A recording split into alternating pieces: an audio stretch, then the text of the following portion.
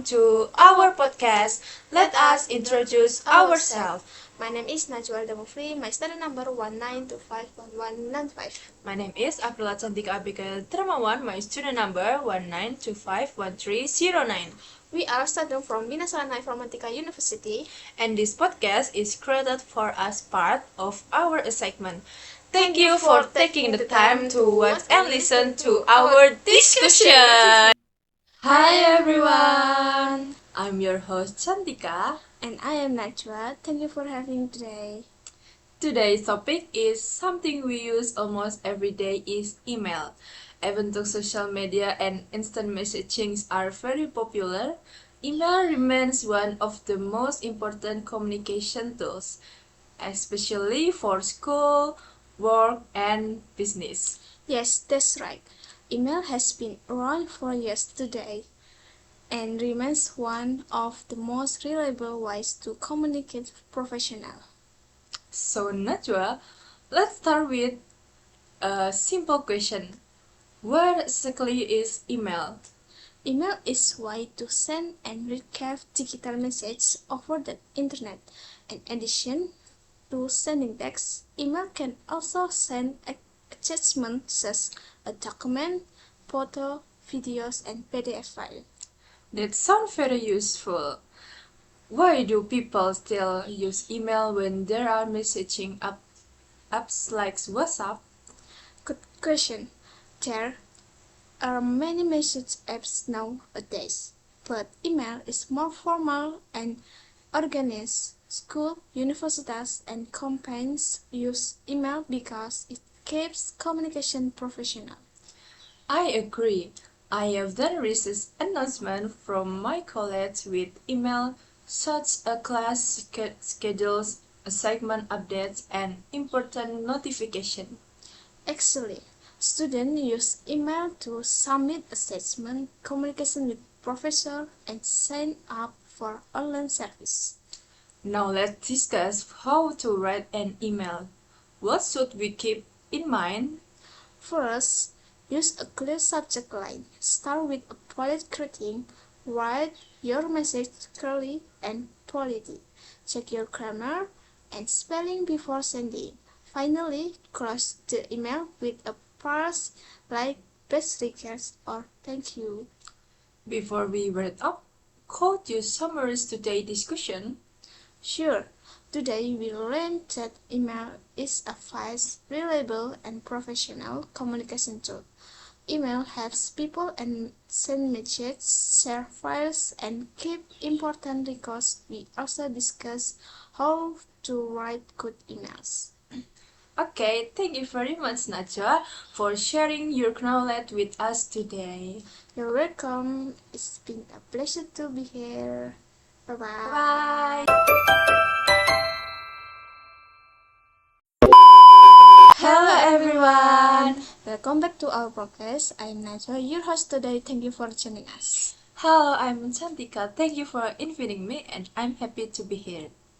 Today, we will talk about the internet. The internet has become an important part of our daily life. Before we begin, can you tell us how often you use the internet? I use the internet every day. I use it for studying, watching videos, searching information, and communicating with my friends. That's interesting. What do you usually use the internet for the most? Mostly for finding information and learning new things. I also use it for social media and entertainment. I see. The internet really helps us access information quickly. Do you think the internet has changed the way people learn? Definitely. Nowadays, students can access online courses, additional videos, and digital books from anywhere. Learning has become much easier and more flexible. I agree. Besides education, how does the internet help people communicate? The internet makes communication faster and easier. We can send messages, make video calls, and share photos with people around the world in just a few seconds. That's true. Even when family members live far away, they can stay connected through the internet. Exactly, it's how people maintain relationship despite long distance.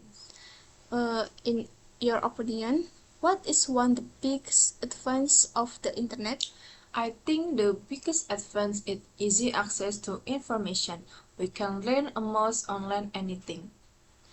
That's a good point. However, the internet also has some disadvantages, doesn't it? Yes, it does. One problem is that people sometimes spend too much time online and become less productive. I agree. Another issue is fake information. Have you ever seen false information on the internet? Yes, many times. That's why it's important to check information from trust source before sharing it. Very true. What about online safety? What should people do to protect themselves? People should use strong passwords, avoid sharing personal information, and be careful when talking to strangers online. Those are very useful tips. So, would do you say the internet is more beneficial than harmful?